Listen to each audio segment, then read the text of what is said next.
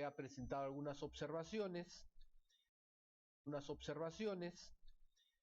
Así es que le voy a conceder, doctor César San Martín, 15 minutos para que usted pueda darnos una sustentación de cada una de sus observaciones. Y luego mis colegas seguro que le van a hacer algunas preguntas adicionales, ¿verdad? Para hacer una vista pública que sea correcta, que sea compatible, digamos, con la autoridad de un magistrado de la Corte Suprema. Entonces, en ese sentido, doctor San Martín, le doy el uso de la palabra para poder escuchar las razones que sustentan sus observaciones. Reitero, muy buenas tardes a todas y a todos. En efecto, primero quiero destacar que he cumplido escrupulosamente con presentar documentación, absolver observaciones y hasta el día de hoy que he presentado una última información que me llegó. Por tanto, eso explica mi sometimiento absoluto a este procedimiento constitucional de ratificación. Eso lo quiero dejar muy en claro. Pero además, no solo se han presentado estas observaciones, sino que en días anteriores, algo que es de público conocimiento, se han presentado una serie de afirmaciones, entrevistas, en la que se me sigue cuestionando. Yo no sé, y consulto a ustedes, si esos puntos que no están en el informe también van a ser materia de evaluación para yo exponer mis puntos de vista, que los tengo muy claros. Quisiera preguntar si eso va a ser materia de conocimiento para poder exponer.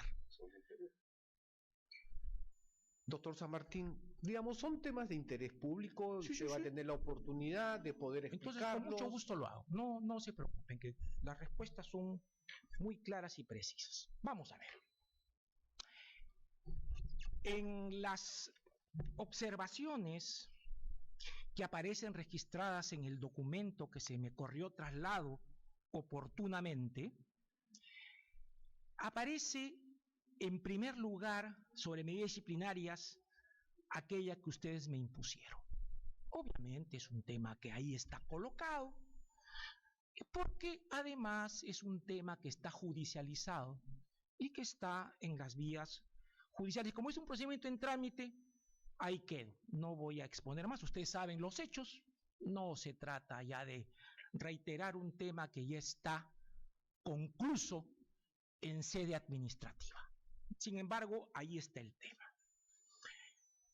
Luego se dice que registro, lo que es cierto, 8 investigaciones preliminares. Sin embargo, como lo dice el propio informe, 4 de ellas ya están concluidas desestimando los cargos. Y 4 están pendientes. Pero quiero destacar un tema que me parece sustancial. Estas 4 pendientes se refieren a supuestas vulneraciones al principio de celeridad, en el sentido de que hubo demoras en la expedición de la ejecutoria suprema correspondiente. Quiero indicar a ustedes que casualmente sobre ese punto ya ustedes mismos, en una investigación exactamente igual, resolvieron, en el caso Eduardo Cometán, archivar los cargos. Aquí quiero explicar un tema que lo he expuesto reiteradamente.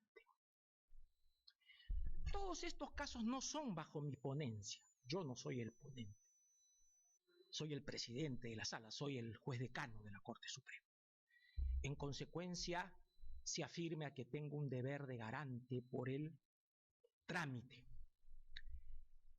Y como ustedes saben, y lo probé en la ocasión del caso Cometán, dado el volumen de causas que tenemos,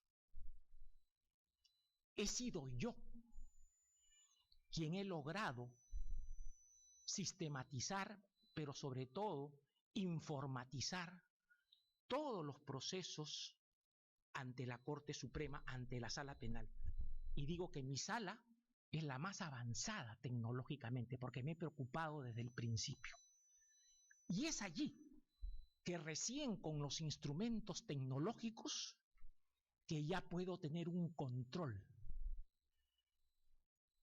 Lo que se ha hecho en materia informática es de tal nivel que me permite, apretando un botón, decir dónde está la causa, quién la tiene, no solamente el juez ponente, sino qué secretario de ese juez ponente tiene la causa, desde cuándo está, cuándo se vio, cuándo se votó, cuánto tiempo tiene para disponer la ejecutoria. Y lo que al conocer recién últimamente esa información es que se han implantado dos medidas de control aleatorio.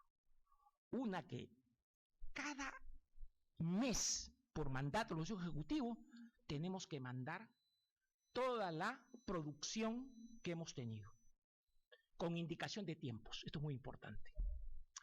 Y en segundo lugar, algo propio de mi sala, que cada 15 días la coordinadora de la sala envía a todos nosotros, a los 5 jueces, informe pormenorizado de qué expedientes están pendientes al voto, qué expedientes ya están votados, qué expedientes falta redactar la ejecutoria, y firma, y además sé si está en relatoría, si pasó secretaría y si ya se notificó.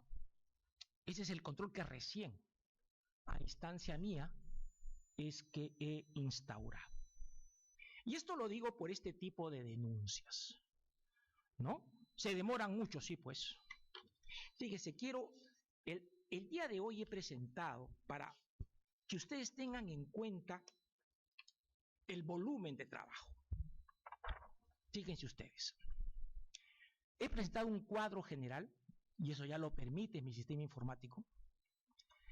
Desde el 2013 a septiembre de este año, por ejemplo, en las salas que yo he intervenido, transitoria y permanente, se han dictado 22.516 ejecutorias, ¿ya? De estas, como ponente, he dictado 6.019. Para que vean. Luego, de esos expedientes en los que soy ponente, hubo 9 investigaciones preliminares de la Junta. Muy bien. De los cuales 5 archivaron y 4 están pendientes. ¿Esto qué significa? Una visión general. Del 100% de causas, las denuncias fueron el 1.50%. 1. Y en trámite, 0.66%. Por eso uno lo que tiene que hacer es mirar el bosque. Y con esto acredito el tema fundamental.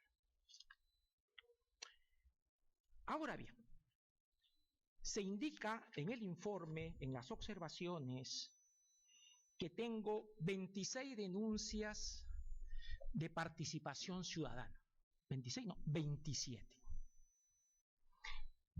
Las he absuelto todas y eso consta en la documentación que ustedes tienen en la vista. 27. Ahora, si se hace un análisis de las razones, si uno quiere clasificarlas, Eso lo he trabajado muy bien en términos de cómo se tienen que trabajar estos casos. Por dilación son 6 denuncias. Por falta de motivación son 5. Por falta de notificación, como si yo fuese notificador, son 2. Por celeridad excesiva, fíjese, ya no es por falta de celeridad, sino excesiva. Muy rápido lo he hecho. 1. Y hay una denuncia contra un acuerdo de sala plena, cuando era presidente de la Corte Suprema. Muy bien. Las dilaciones son las que les he expresado, así que no hay, creo yo, mayor problema. La falta de motivación, acá hay un tema importante, que tiene que ver con el estatus de la jurisdicción y que tiene que ver con el control administrativo disciplinario de la motivación. Una cosa es lo que en sede jurisdiccional, el control jurisdiccional. Ustedes saben que, para ser más claros, y como ya lo hemos dicho, y yo he trabajado ese tema intensamente, porque soy procesalista, el tema de la motivación, de modo general, es en buena cuenta establecer si existen defectos de motivación constitucionalmente relevantes. Y esos defectos son como 9, si uno quiere hacer precisiones. Motivación omitida. No hay motivación. Esto es de laboratorio, porque eso no existe. De la parte expositiva se pasa a la parte dispositiva. Bueno, eso no hay, pues. Luego, la motivación incompleta. Sí, donde hay algunos aspectos, ojo, fundamentales, no cualesquiera, fundamentales, hay una omisión, esa es motivación incompleta. Otro tema es la motivación insuficiente, que tiene que ver con el principio lógico de razón suficiente, en que la explicación para decidir un punto objeto del debate es una explicación que no es integral y no logra dar una respuesta satisfactoria al punto jurídico en cuestión. Esa es la motivación insuficiente. Luego tenemos la motivación impertinente, que se refiere a una motivación que da argumentos que no tienen que ver con el cuestionamiento en rigor. Y así puedo decir la motivación falseada, que es aquella que se presenta, y mucho en penal, ¿eh? Un testigo dice A y el juez en la sentencia dice que dijo B. O la fabulada, que es peor, dice una prueba que no existe, ¿no es cierto? Y por cierto, también viene la motivación vaga o genérica, que son los supuestos que se llama en un sector de la doctrina, sobre todo los constitucionalistas, la motivación aparente, ¿no? Que es el tema de que es una motivación que no tiene arraigo en las actuaciones. Y luego tenemos la motivación irracional, que esta sí tiene que ver con las reglas de la sana crítica, violación de la lógica, violación de la ciencia y violación de las máximas de la experiencia, al decir de Stein, ¿no es cierto? Eso es. Pero en sede administrativa no puede ser eso. No. Solamente es posible la absoluta falta de motivación, porque la administración no puede ingresar a valorar lo que la jurisdicción ha realizado, mal o bien. Ese es un punto que es muy importante y siempre lo he destacado. Entonces, muchas de esta motivación es porque no están de acuerdo. Luego, falta de notificación. En verdad sí se ha notificado y lo he acreditado con la documentación. Celeridad excesiva. Me parece una lógica, es contrafáctico esto, ¿no? Y luego tenemos contra un acuerdo de sala plena. Hay otro rubro que tiene que ver con casos, hechos que ya en ese momento el Consejo Nacional de la Magistratura se ha pronunciado. Siempre me he sometido a las decisiones del Consejo y ahora de la Junta, siempre. Se vinculó con el tema agendas de Nadine, ¿no? Famosas agendas de Nadine. Y esto fue materia de 2 decisiones del Consejo de Magistratura que archivaron, por si acaso. Luego se me dice los correos electrónicos con abogados en la formación de la sentencia de Fujimori. El CNM también desestimó, ¿no? Luego, haber presionado a Carmen Rojasi en el tema del caso Chavín de Huántar. También se archivó expresamente. Por eso es que no les, si ustedes me piden una información o una exposición, lo doy con mucho gusto, pero el tema es que estos son casos que ya están decididos. Y no se puede volver a un tema que ya está concluso. Este es un tema que es muy importante. Claro, no dicen que yo fui ponente en la sentencia del caso Chavín de Huántar. Y no dicen que la sentencia que emití fue finalmente el aval fundamental para que la Corte Interamericana de Derechos Humanos absuelva al Perú de los cargos que le formuló la Comisión Interamericana. Eso no dicen. Dicen lo que quieren. Este es un tema que me parece central. Entonces siempre preciso estas cosas porque ya se han decidido. Luego hacen mención a que yo tengo 2 denuncias en condición de denunciado, dice el texto. En verdad es una sola denuncia a la que se hace referencia y que tiene que ver con una denuncia que presentó un ciudadano contra los jueces de la Corte Superior, que no me acuerdo de dónde, no sé si es Huánuco, creo, contra un funcionario de la Contraloría y contra los 5 jueces de la Corte Suprema, incluido el señor Prado Saldarriaga y todos los demás. Bueno, pues, esa denuncia la fiscal de la Nación archivó. Estuvo a cargo de la Fiscalía Suprema, archivó el caso contra los que no son altos funcionarios y contra los altos funcionarios los mandó a la Fiscalía de la Nación. En la Fiscalía archivó. Para que vean que también este es un caso que ya está resuelto. 1046 procesos judiciales como demandado. Habeas corpus, pues. Esto es una lógica que los jueces recibimos constantemente. Estoy respondiendo por denuncias, por demandas de habeas corpus. Eso ya es inevitable. Incluso cuando ha dicho el nuevo código que no tienen por qué emplazarse a los jueces. Pero en fin, esto lo dice. Ustedes no saben el tiempo que nos desvía atender eso. Es impresionante, es impresionante. Pero en fin, cumplimos con responder. Una denuncia en condición de agraviado. Fíjense ustedes, yo he sido víctima de numerosas interceptaciones en mis comunicaciones. Eso pasó con el caso de los correos que se imputaron a un abogado. Eso sucedió en el caso de Chavín de Huántar, que también fue una interceptación ilegal, ilícita, inconstitucional. Y con motivo de ello yo denuncié. Que se revise, ¿qué ha pasado con el responsable? Pues no sé quién ha sido.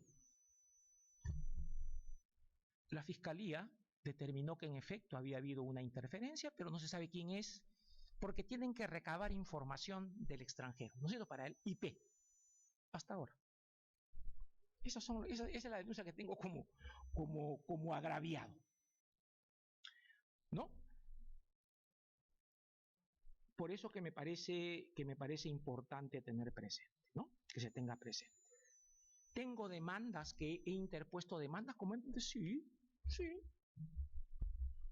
Una tiene que ver con mi jubilación.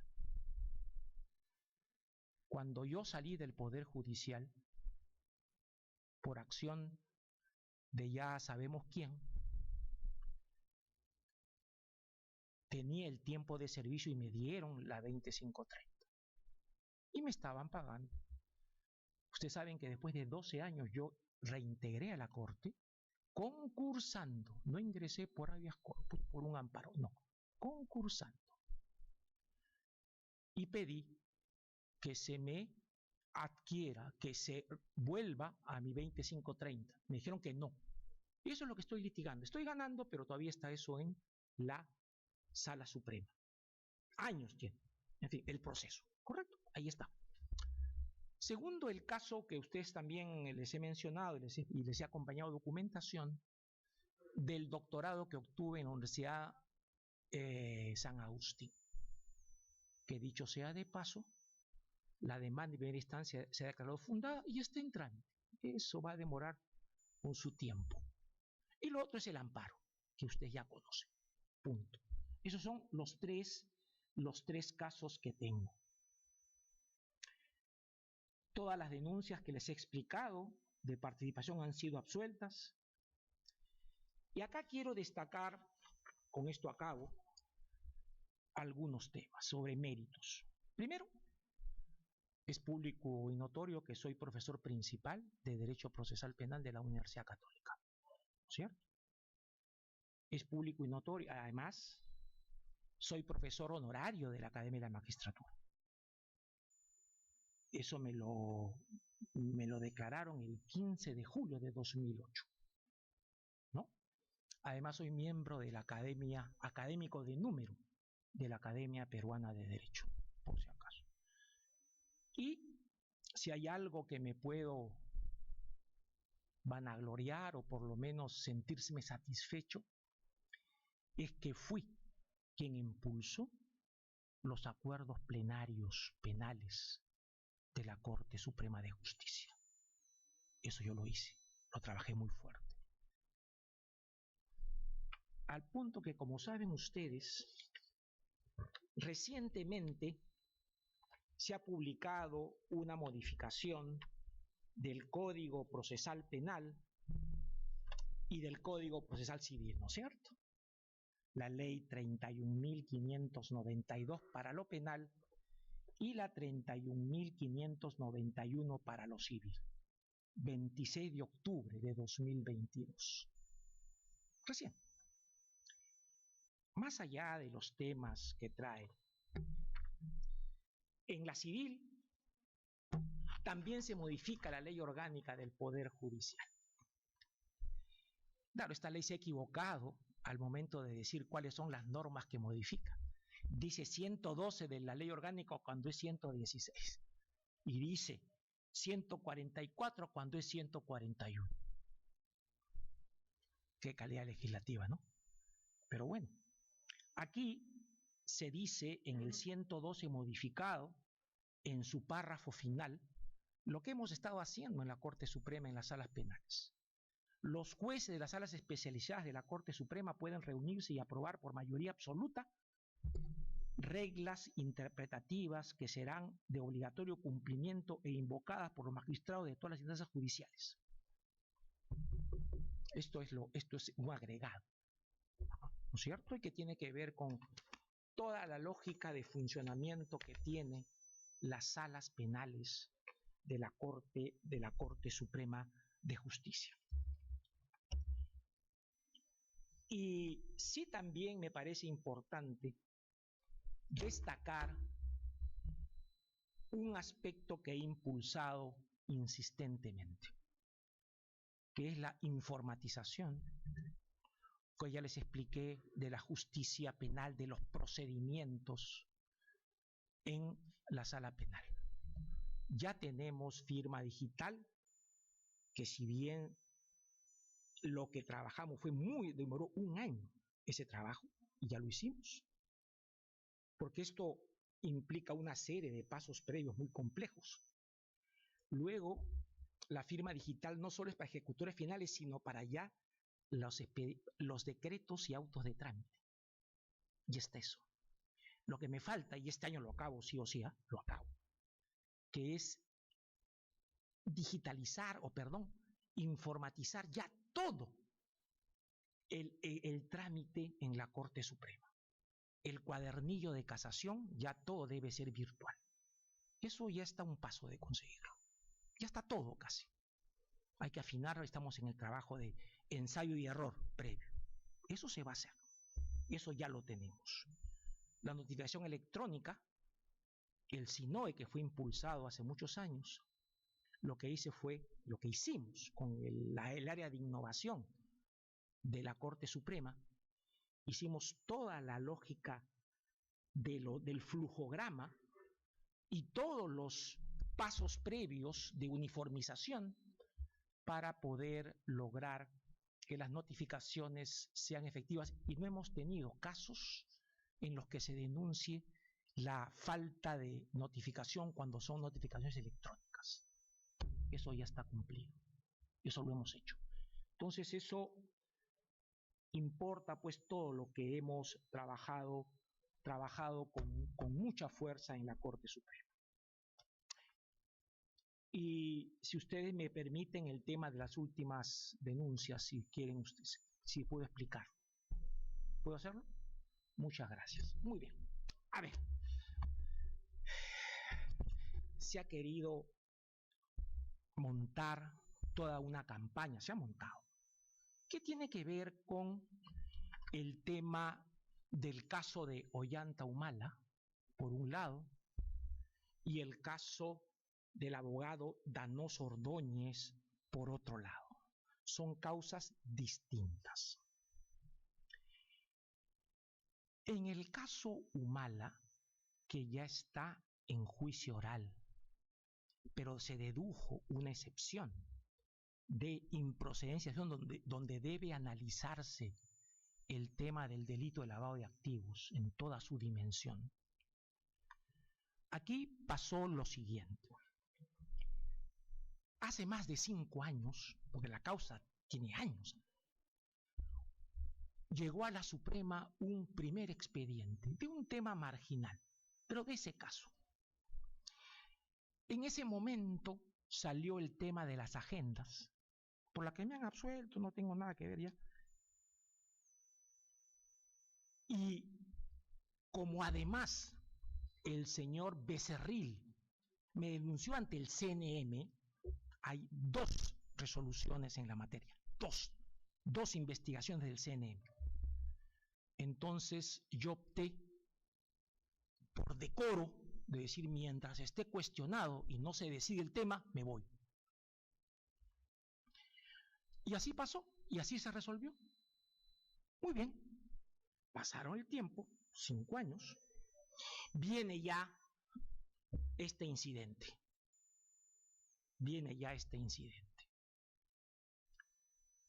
Y yo digo, bueno, pues, en estos 5 años han pasado 3 cosas importantes. Primero, el CNM me absolvió de todos los cargos. Y segundo, el Congreso, en las 2 investigaciones que como comisión investigadora realizó, en sus informes no me comprenden. No dicen que actué mal, que actué indebidamente, que violé la Constitución o que incurrí en un injusto penal o administrativo.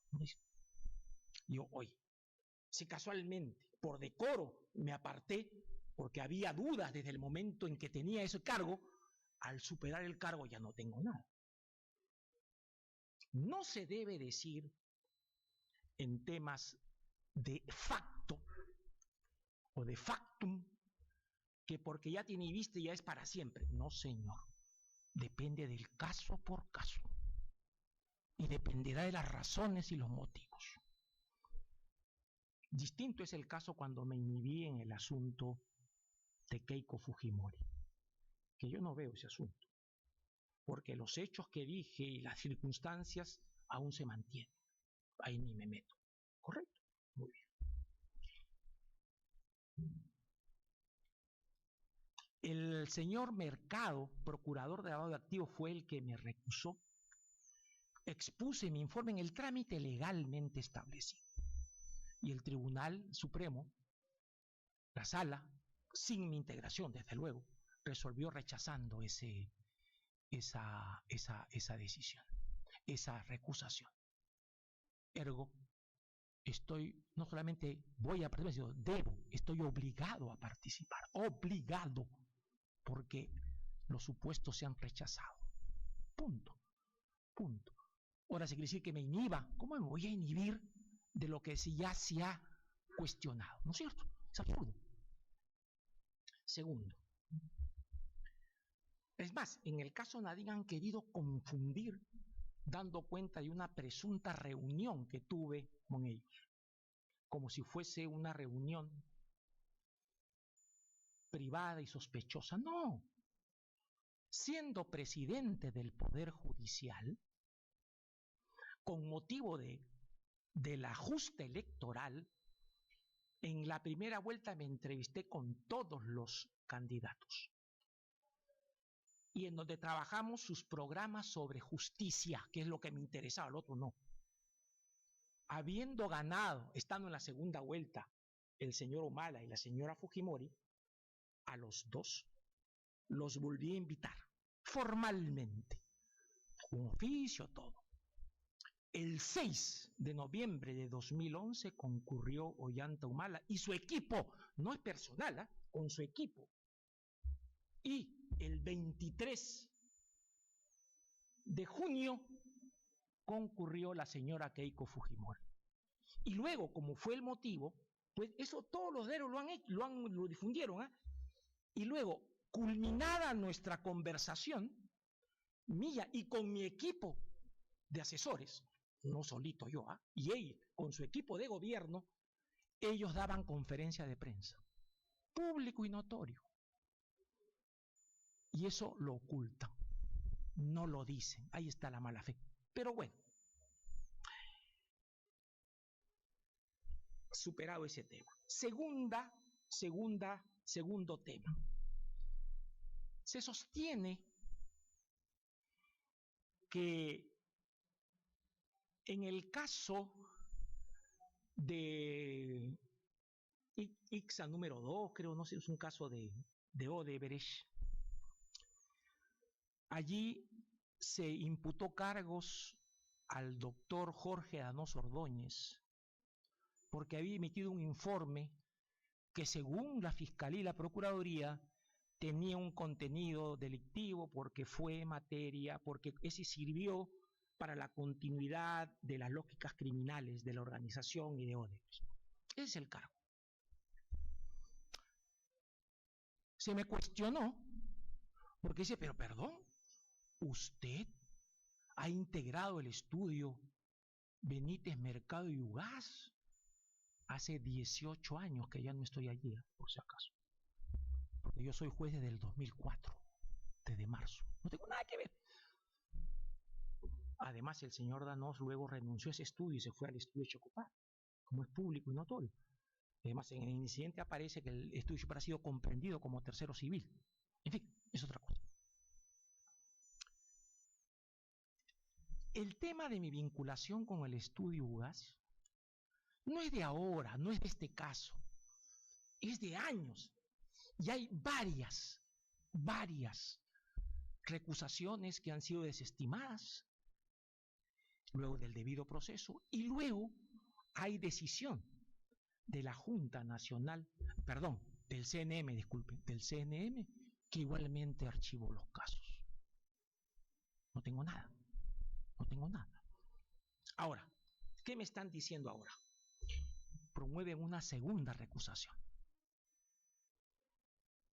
¿Y qué dicen? Que un abogado mío, dicen, actual, el señor Carlos Caro, intervino aquí en la Junta, ¿no es cierto?, en el procedimiento, ¿es verdad? Tanto en la fase inicial, en la fase primera, como en la reconsideración, ¿correcto? Sí, pues.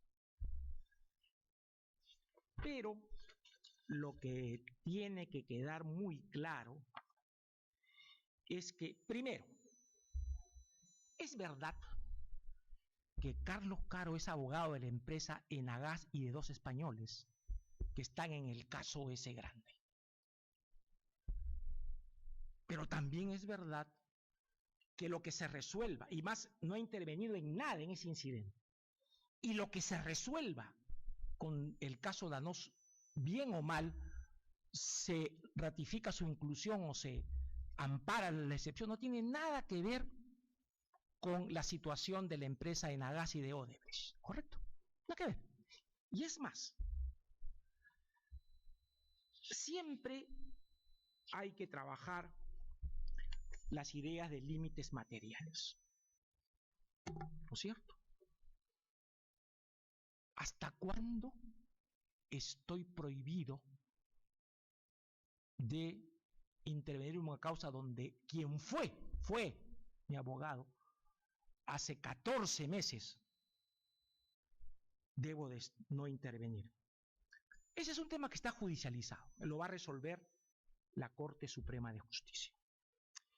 Yo solamente, como les he explicado en un documento específico, yo sencillamente le destaco este punto y siempre trabajo, planteo lo que ha sucedido con el estudio GAS, incluso una línea de interpretación de los límites del 40-11, ahí les introduzco, un año.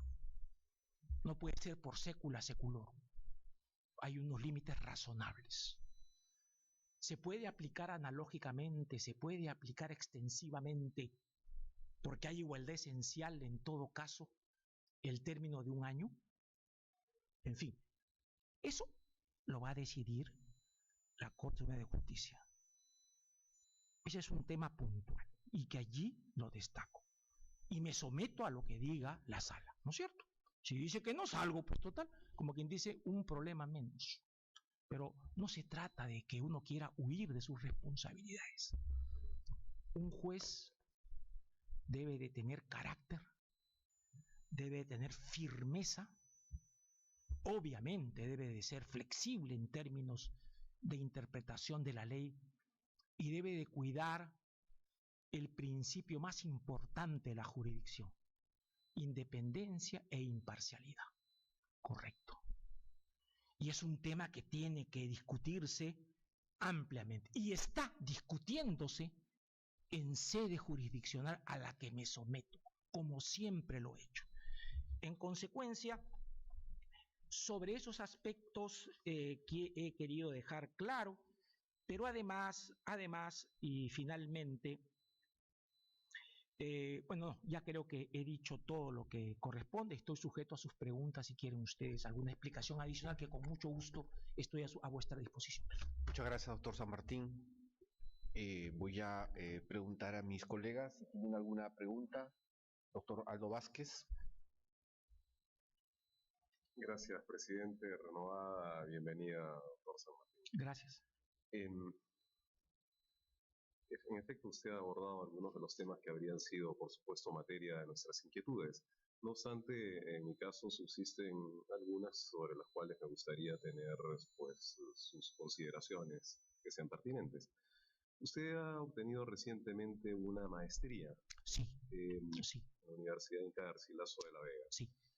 ¿Bajo qué modalidad Presencial. realizó esta maestría? Presencial. ¿En qué? Porque A ver, le explico mucho respecto del ingreso. Sí, muy bien, muy bien. A ver, primero di examen de ingreso. A ver, yo tenía y tengo hace muchísimos años y culminé la maestría en Derecho Penal por la Universidad Nacional Mayor de San Marcos. Pero como yo quería trabajar el tema procesal, que es mi inquietud permanente, entonces la universidad que tenía una maestría específica en lo procesal, penal y litigación era la Garcilaso. Me presenté y me hicieron lo que se llama un procedimiento para qué cursos, y tuve que hacer un año adicional. Bueno, para mí no era ningún problema, un año adicional. Y lo cumplí, y luego presenté todo, di mi examen de portugués, en fin, cumplí con todo y presenté. Ese es un tema clarísimo. La explicación es la convalidación de los cursos. Por supuesto, por supuesto. Usted ha tenido 24 distinciones y reconocimientos desde la última administración. Sí. Yo quería consultarle respecto de su juicio sobre la recepción de este tipo de distinciones, en el caso de un magistrado supremo que eventualmente, potencialmente, podría alguna vez tener contacto con intereses de esas. Por supuesto, por supuesto. A ver, primero, obviamente, y depende de qué tipo de distinciones, ¿no? Porque el hecho de ser magistrado supremo y de tener sobre todo actividad académica más de 40 años, eso me da algún tipo de relevancia jurídica, ¿no es cierto? Muy bien. Hay diferentes tipos de distinciones. Muchos doctores honoris causa, muchísimos, de varias universidades que aparece ahí el listado, o sea, no tengo por qué reiterar, muchos. Bueno, pues son distinciones a las que me he sometido, pero hay un principio que todos tenemos que saber. Un honoris causa me integra al claustro, ¿no es cierto?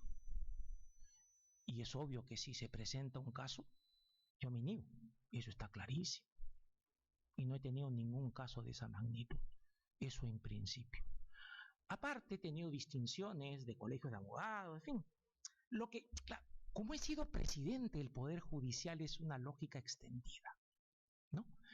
Entonces uno iba, exponía sus cosas, regresaba, y en verdad siempre he tenido un especial desapego para este tipo de situación. A mí no me llama la atención, ni es un tema por el cual doy la vida, no. Sí me interesa mucho mi incorporación a la Academia Peruana de Derecho, eso sí, para mí es especialmente relevantísimo. Es especialmente relevante la distinción que me dio el Colegio de Abogados de Lima, eso sí, para mí es especialmente relevante como ser profesor honorario de la Academia, eso sí. Lo demás, ahí lo tomo como es, pero eso de ninguna manera me compromete a esos centros universitarios, para nada. Esa es mi línea de conducta. Doctor San Martín, le quisiera pedir también una precisión, aclaración en relación a los ingresos que figuran en su informe como provenientes del sector privado. Cuando yo veo las cifras, no voy a por supuesto mencionar cifras, pero cuando las veo, no sé si se explican solamente por la docencia universitaria o es que no son mensuales, sino que está anualizada. No sé, seguramente... Anualizada. A ver, explico un tema. Sí, por favor. ¿Cómo no? Soy profesor principal de la Universidad Católica. Y por tanto, pero soy profesor a tiempo parcial. Dicto un curso, 2 cursos, uno en maestría, otro en pregrado. Además he tenido cursos que ya no lo dicto en la universidad, en UPAO. He tenido cursos en la Universidad de Piura, pero que son en 2 veces por semana. En 2 ocasiones que son solamente sábado y domingo, ¿no? Y esos son los ingresos. No tengo otro más, yo no tengo otro más, y más solamente, como le digo, oficialmente, integralmente, Pontificia Universidad Católica del Perú. Y las demás son en una maestría de la Universidad de Piura, que a veces ha hecho cursos, y yo he dictado una conferencia en ese curso. En la UPAU dicté un curso de procesal penal, o 2 cursos sucesivamente, no juntos, en momentos distintos. Y ya yo cesé mi intervención con esa universidad. Y mis ingresos no han sido relevantes en ese, y eso importante, están declarados y he pagado impuestos, como corresponde. Usted al inicio de esta entrevista ha aludido, bueno, a la actitud de algunos medios de comunicación, o de algunos sectores de prensa, en fin.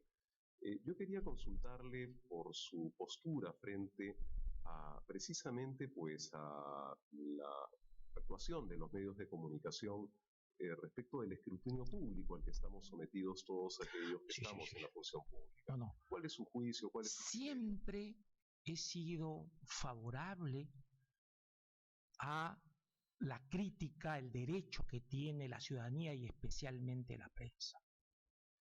Siempre me he sometido a ella y nunca he interpuesto ni siquiera una denuncia ante el Consejo de la Prensa y menos penalmente. Lo que acá estoy destacando es este último punto, pero no por la prensa, porque la prensa recibe información. No, no, no, no. Por quien informa, o sea, por el fiscal, por la procuradora, etcétera. No, no, no, no. Pero de la prensa de ninguna manera. Es más, soy el ponente en ese acuerdo plenario sobre el tema de libertad de expresión y derecho penal, ¿no? Y tutela del honor, en donde hemos asumido todos los lineamientos que plantea el Tribunal Europeo de Derechos Humanos y la Corte Interamericana, por supuesto. No, no. En lo que es prensa, jamás voy a cuestionar su labor. Prefiero el exceso a lo que se llama una paz de cementerio. No. La prensa tiene todo el derecho y nosotros como funcionarios públicos estamos obligados a asumir y a dar respuesta fundada frente a los cuestionamientos. Nunca me he negado a eso. Una última pregunta Sí. por mi parte, doctor San Martín. ¿Cuál diría usted que es su mayor aporte a la judicatura a lo largo de estos años? Fíjense ustedes, yo soy juez de carrera. Desde que era estudiante de Derecho ingresé a la justicia. Tuve un interregno de 12 años por el tema del golpe de Estado y luego me reintegré en 2004. Estoy profundamente vinculado a la justicia y a la academia. Fui el primer juez en Latinoamérica que fue becado por el Consejo General del Poder Judicial de España, donde trabajé temas de justicia y también vincularme con el Tribunal Constitucional Español. Entonces tengo esa idea. ¿Cuáles han sido mis aportes? A ver. Los sustanciales, por favor, para... No, sí, sustanciales, sí, porque... A las preguntas de los... ¿Cómo no? Yo creo que, en primer lugar, el tema de los acuerdos plenarios, su organización, su difusión, y que ya ha generado una institucionalización de sus miembros. En segundo lugar, me involucré muchísimo en la utilización de las tecnologías de la información y del conocimiento en el servicio de justicia. Muchísimo. Y por eso que puedo decir con orgullo que la sala penal que dirijo es la que tiene el ámbito en lo que es expresiones jurídicas. Soy uno de los coautores del Código Procesal Penal. Integré la comisión del Código y muchísimas de sus planteamientos reflejan los proyectos que avancé y que adelanté. Entonces estoy muy involucrado en el tema del código. He trabajado muchísimo para generar un ambiente de cultura judicial marcada por la independencia y el conocimiento. Y yo quiero acá concluir siguiendo a Atienza. Manuel Atienza decía: se necesitan jueces activos, que no activistas, que es muy diferente. Se necesitan jueces justos, no justicieros. Y se necesitan jueces que asuman como ideal regulativo de su función el logro de la justicia a través del derecho. Allí está el tema importante que he tratado en mis ponencias, en mis debates con mis compañeros, en la sala plena de la Corte Suprema. Y siempre, siempre he tratado de afirmar la idea, el principio central de independencia. Me he enfrentado con poderes fácticos. He tenido a mi cargo, sin rehuir, porque para ser juez hay que tener arrestos, mis responsabilidades. Claro que por eso tengo muchos cuestionamientos, pero también muchos reconocimientos. No se trata de querer destacar por destacar. Y tampoco se trata de responder a los obsesivos. psicoanalíticamente es imposible, no, uno pierde tiempo respondiendo a los obsesivos, ¿no es cierto? Uno lo que trata de hacer es, con su trabajo, con su ejemplo, lograr que la justicia tenga el lugar destacado, siempre pensando que la sociedad también puede ser injusta y que en consecuencia tenemos que buscar equilibrios, ponderación sobre la base del respeto al Estado constitucional. Muchas gracias por su respuesta, Gracias. doctor San Martín. Muchas gracias, presidente. Gracias, doctor Vázquez. Doctora Tello, doctor San Martín, unas preguntas de la ¿Cómo no? doctora Tello. Encantado, encantado. Buenas tardes, doctor. Buenas tardes. Doctor, cuando usted inició su presentación, mostró su preocupación por la celeridad de los procesos. Nos ha hablado de una carga bastante considerable, un número de resoluciones bastante también considerable que se han emitido en estos años. Sí, claro. Pero le digo de que cuando nosotros entrevistamos a los magistrados que se someten a concursos, hay una preocupación constante, y no solo de ellos, sino de la ciudadanía, el retardo. Y ese retardo vinculado a carga, a una carga que usted la acaba de graficar y que la conocemos, es exagerada. Mi pregunta es, ¿cree usted que el Poder Judicial está en capacidad de responder a la demanda ciudadana de justicia? ¿Y qué se podría hacer desde su experiencia? Desde luego, el tema de la insatisfacción con la justicia es una constante a nivel mundial. Ningún país se salva de críticas a la justicia. El ideal de justicia pronta y cumplida es lo que está en el centro de la preocupación de los jueces que aman su profesión y de los jerarcas judiciales. Eso es importante. Ahora bien, muchos podrían decir, nos falta dos cosas: presupuesto, finanza, y nos falta leyes. Primero yo digo, y esto es algo claro, la legislación es solamente el 10% del problema. Pero lo más importante, en el 90%, está vinculada en primer lugar a la voluntad institucional, política, de resolver el problema. En segundo lugar, a la incorporación de la informática y de la tecnología.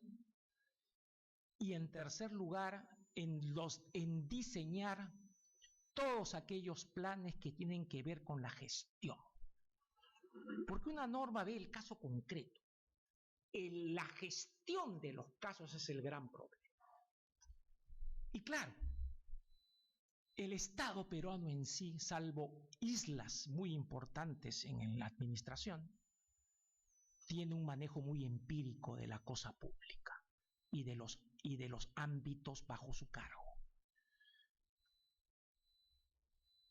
Los problemas tienen que ver mucho con nosotros como jueces, que no solo se trata de un expediente, fundar la casación, haber nulidad, no, eso no, sino que tiene que ver con mirar el tema.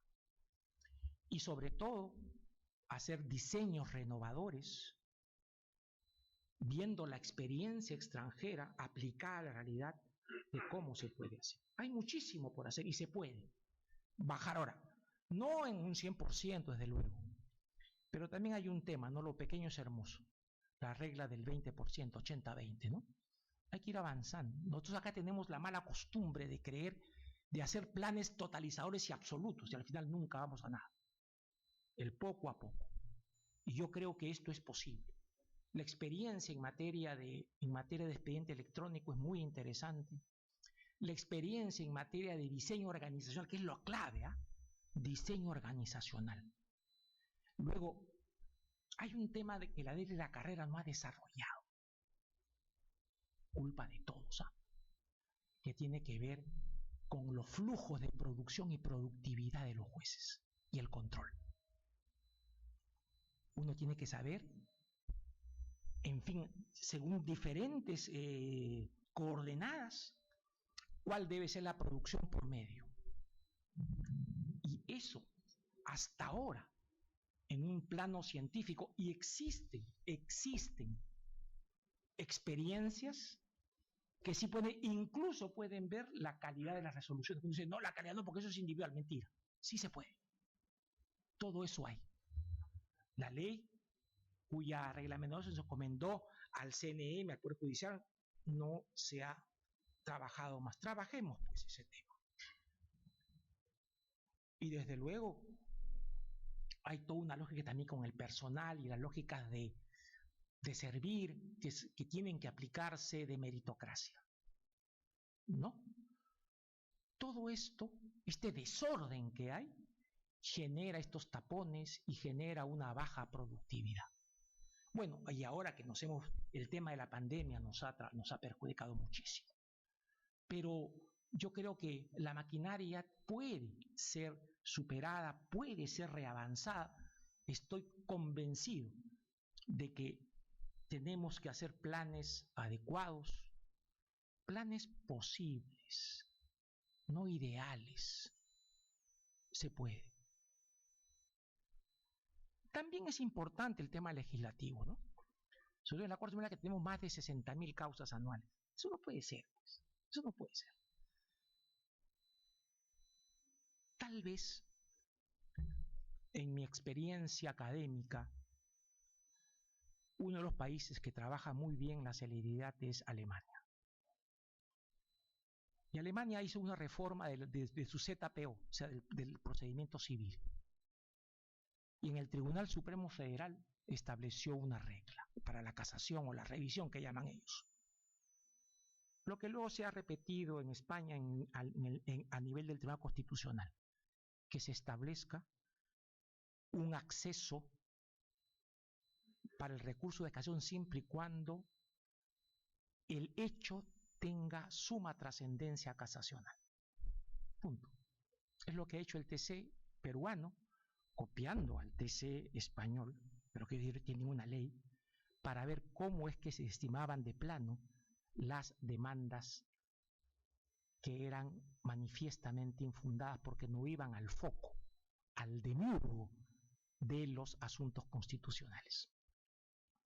En Alemania ahora está muy bien la justicia civil. Hay ideas que tienen que diseñarse, pero también hay los estilos de trabajo. Tenemos que mirar la experiencia extranjera, el caso del Tribunal de Casación, la Corte de Casación francesa.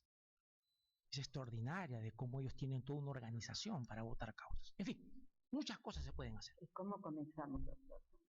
Usted que está en la Corte Suprema. A ver, hay un tema así. ¿Cómo podemos comenzar la reforma, ese cambio que el país necesita? Hay todo un problema con lo que se llama la arquitectura legal de organización del Poder Judicial. Un diseño francamente el nuestro equívoco, un diseño torpe, un diseño que no nos permite avanzar. Nosotros en la Corte Suprema nos dividimos en salas jurisdiccionales y claro, es tal el volumen de causas que no tenemos tiempo para pensar la gestión general. Yo creo que aquí es un tema de que el líder es quien ejerce la presidencia. Tiene un gabinete técnico que yo lo propuse hace muchísimos años y se incorporó, y tiene una gerencia general. Que debemos de tener gerentes públicos, que cuando era yo presidente lo asumí y puse y coloqué. Yo creo que a partir de allí y de que iniciativas que busquen ese tema. Pero insisto, el líder es el presidente, la presidenta, él es.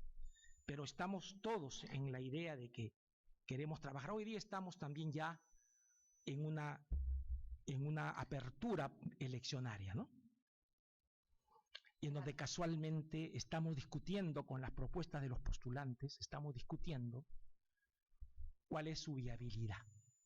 Estamos en eso. pero siempre la organización es tal de que luego de elegido hay una suerte de divorcio institucional entre presidente y jueces. Hay temas que tienen que ver con lo que se llama la organización. Es como ir también con el tema de la corrupción judicial, ¿no? Yo le agradezco, sí. Señor, porque tiene que continuar. Muy bien, disculpe.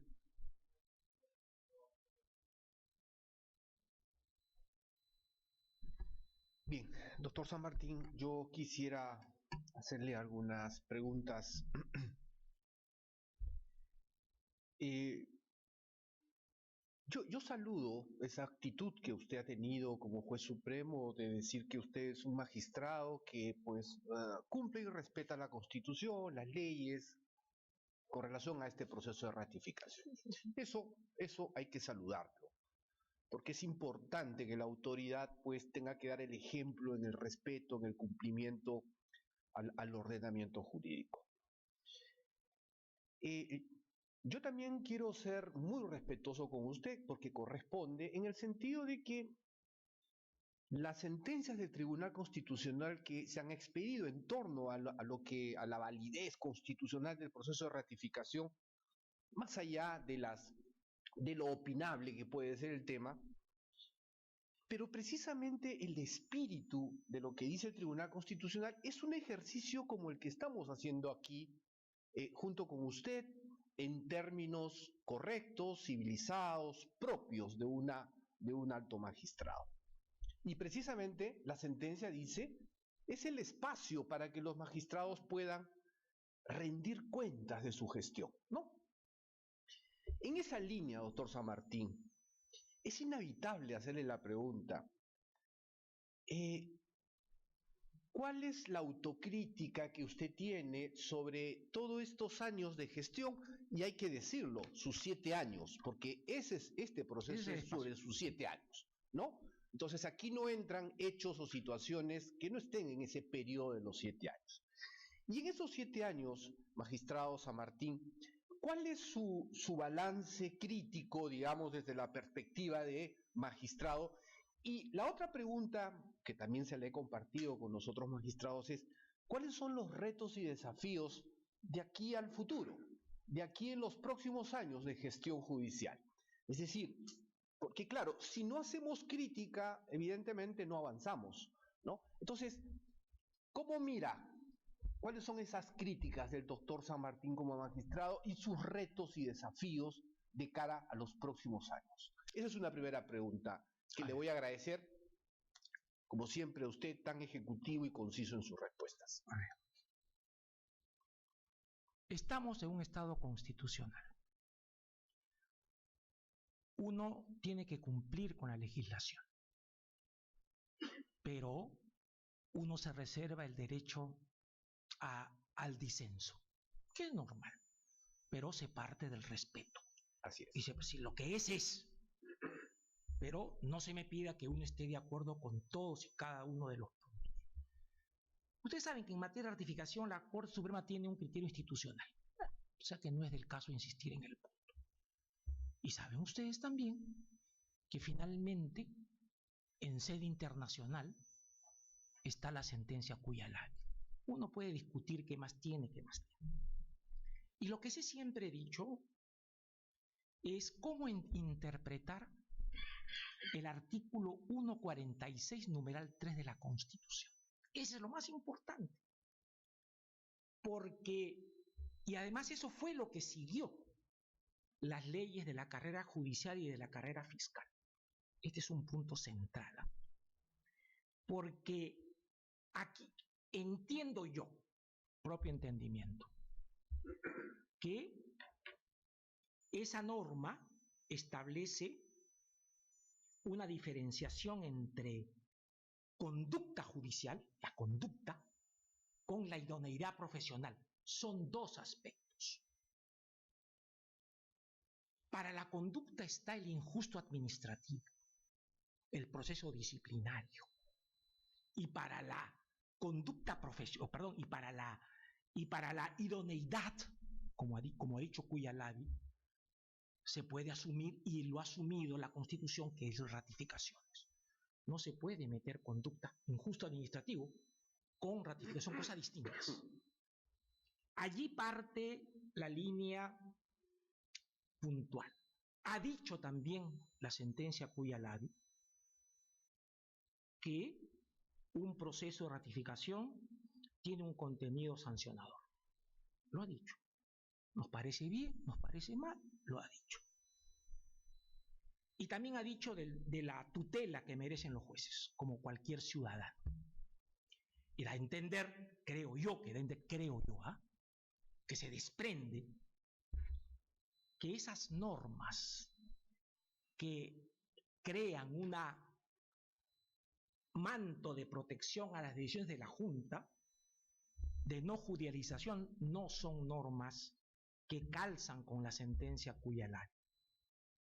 Porque lo más importante aquí es que para ello está el recurso contencioso administrativo de amplia jurisdicción, ¿no es cierto? O de jurisdicción plena, que ve hecho y derecho. Es insuficiente el recurso, el proceso de libertad, el proceso de amparo, es insuficiente. Pero en fin, es lo que es. Hemos pedido nosotros que se modifique el reglamento y que se adapten a reglas acusatorias propias del caso. Ustedes han considerado de que no es así. Bueno, punto. Quienes mandan aquí son ustedes, no nosotros. Así que uno tiene que continuar con su vida y uno tiene que seguir en el tema. Muy bien.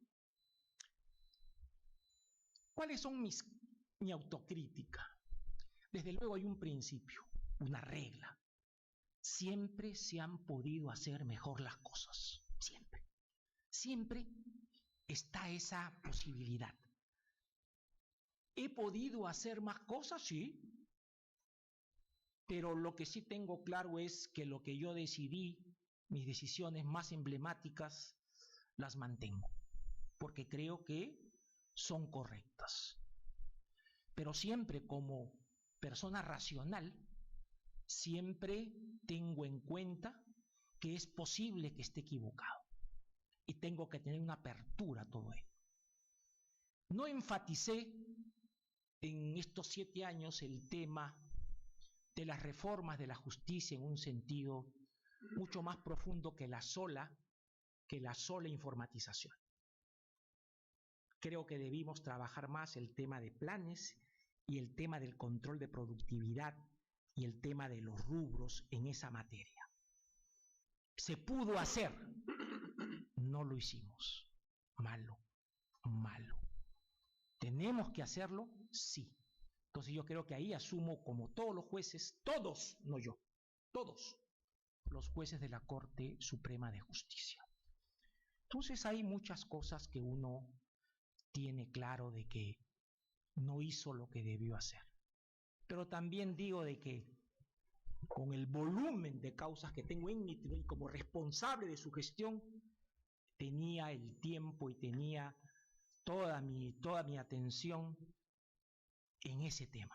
Ustedes no saben las colas que se hace para atender a la gente.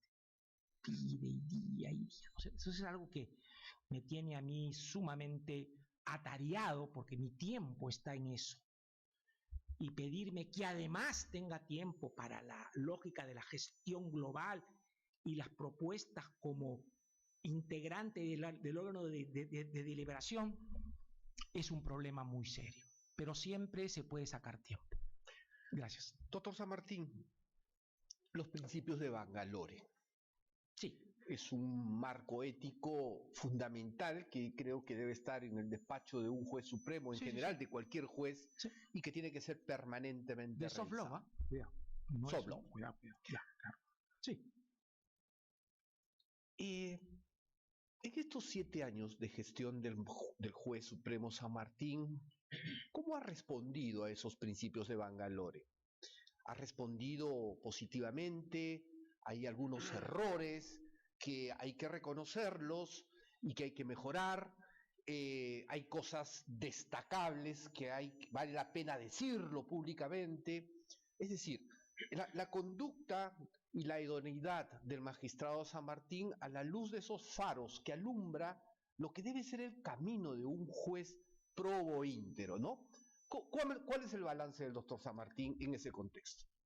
Fíjese usted, las reglas de Bangalore son reglas comunes que vinculan éticamente la función judicial y por tanto deben de tener una línea de aplicación lo más cercana y principista posible.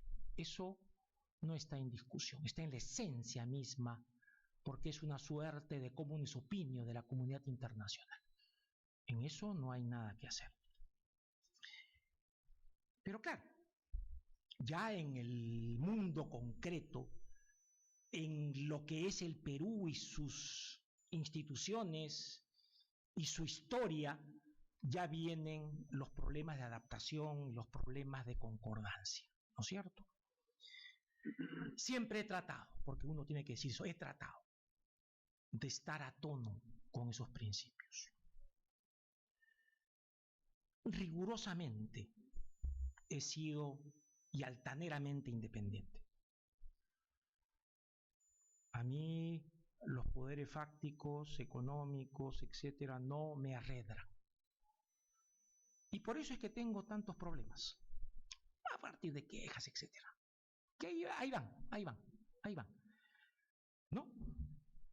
Y luego he tratado de siempre, en mis decisiones, de estar a tono con los avances de la dogmática jurídica, en términos procesales y en términos materiales.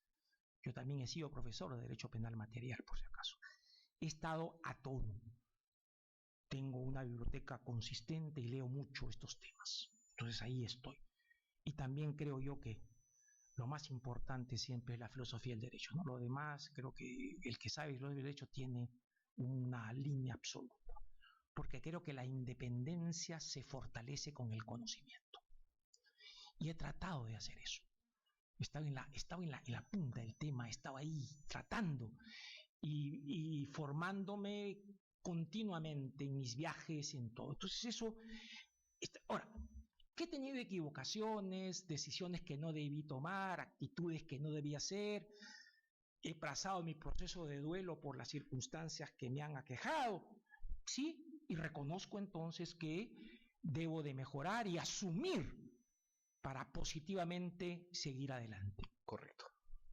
Correcto. Doctor San Martín, usted nos ha informado más o menos 6.000 ejecutorias supremas, ¿no? Que he sido ponente, ¿ah? En la cual usted ha sido ponente. 6.019. 6.019, para ser exactos. Sí.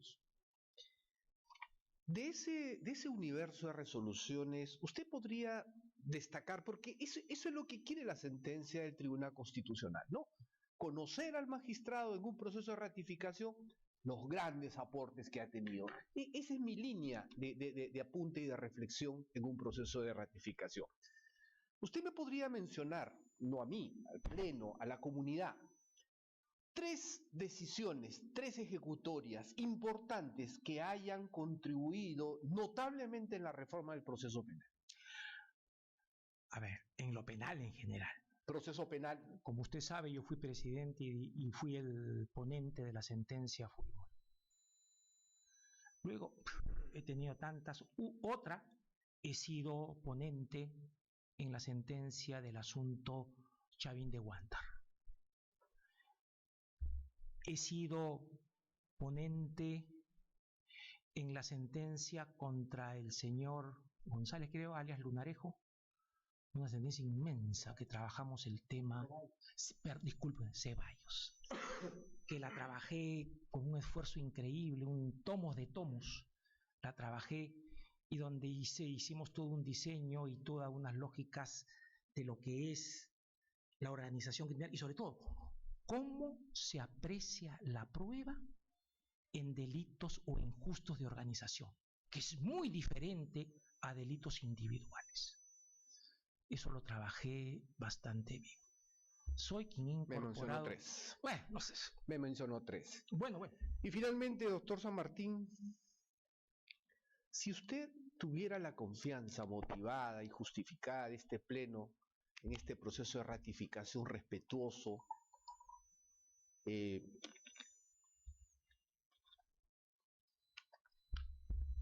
¿Cómo podríamos hacer para que nuestro poder judicial cada vez sea más democrático? ¿Qué cambios haría? ¿Qué cambios impulsaría en ese sillón donde está usted como juez supremo, ¿verdad? En un proceso de ratificación, 7 años más. ¿Qué haríamos? El Poder Judicial responde a valores republicanos, no al principio de representación. Está claro, ¿no? Valores republicanos. O sea, afirmar los grandes valores del sistema democrático. Punto. Punto. Justicia y legalidad. Justicia y ponderación. Justicia y racionalidad. Punto. Yo creo que estos son los temas, justicia y solidaridad. Estos son temas esenciales que tenemos que cumplir. Me decía usted que hay a ver si me puede repetir, por favor. Me he ido un poco.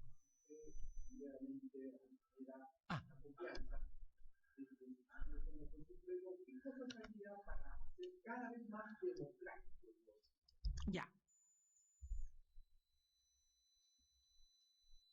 Cuando digo democrático, yo digo republicano en las decisiones, en las lógicas institucionales, transparencia, dación en cuenta, ¿no es cierto? Eso es lo que tenemos que ser más claro.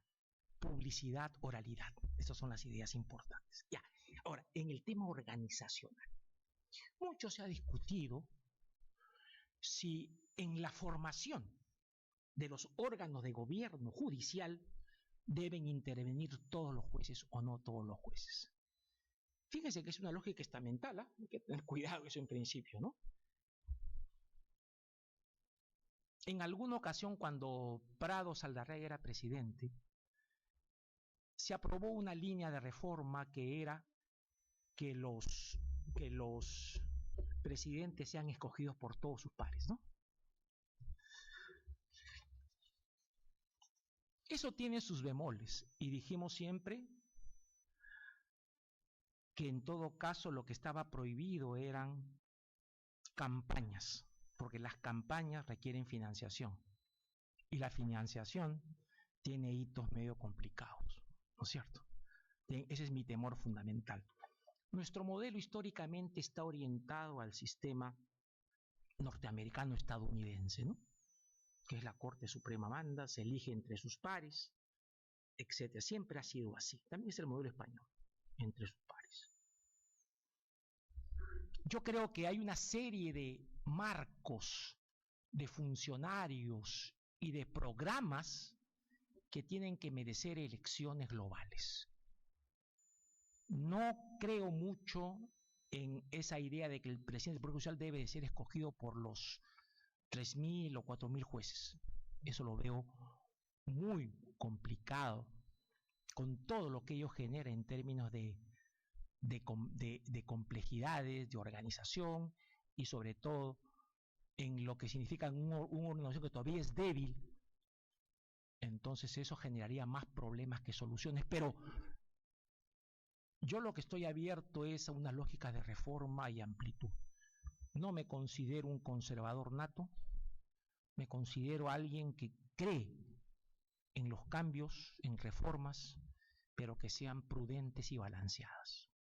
Eso sí.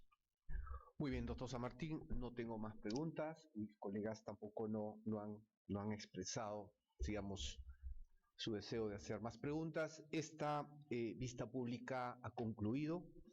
Le agradecemos por su participación, por sus respuestas.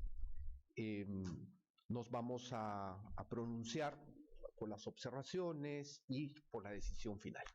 Muchas gracias, doctor San Martín. Muchas gracias. Cuídese mucho. Buenas tardes.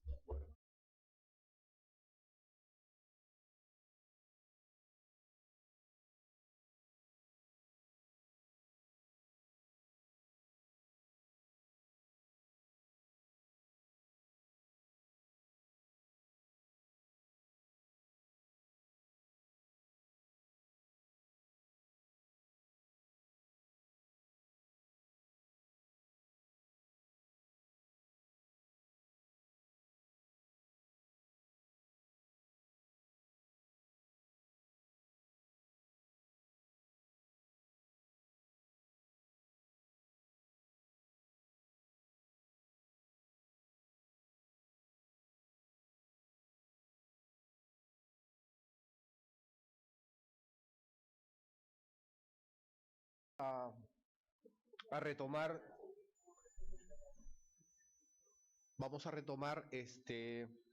nuestra votación en este proceso de ratificación del magistrado César Eugenio San Martín Castro. Muy bien. El Pleno de la Junta Nacional de Justicia, en atención a las observaciones que ha formulado el magistrado San Martín, el Pleno por unanimidad las declara fundada en parte, en los términos y en los conceptos que quedarán explicitadas en la resolución final. En cuanto a la decisión final sobre la ratificación o no del magistrado San Martín Castro, el Pleno de la Junta Nacional, luego de haber revisado desde el inicio del proceso de ratificación todos los documentos, todos los elementos que forman parte de un proceso de ratificación, incluso desde las propias observaciones que el propio magistrado en septiembre presentó en el expediente, con todos estos elementos y finalmente con esta vista pública que el magistrado San Martín ha desarrollado hoy día, el Pleno de la Junta Nacional de Justicia por unanimidad, el Pleno, los miembros del Pleno de la Junta Nacional vamos a hacer nuestro voto con el sistema de mano alzada. En ese sentido, yo voy a pedirles a los magistrados que levanten la mano en señal, en conformidad de su ratificación. O no ratificación. O no ratificación. Por la ratificación. Por favor, levanten la mano los que están de acuerdo con la ratificación del magistrado César San Martín Castro. Muy bien. En consecuencia, hay unanimidad en los señores miembros del Pleno de la Junta Nacional por la ratificación del magistrado César Eugenio San Martín Castro como juez de la Corte Suprema de Justicia de la República. De esta manera hemos concluido esta sesión de votación de la ratificación del magistrado San Martín. Con esto hemos concluido y la resolución se expedirá en los próximos días, una resolución con toda la motivación y la justificación suficiente como exige las leyes y como también lo ha exigido las sentencias del Tribunal Constitucional. Así que con esto hemos concluido esta sesión de votación de la ratificación del magistrado San Martín Castro. Muchas gracias.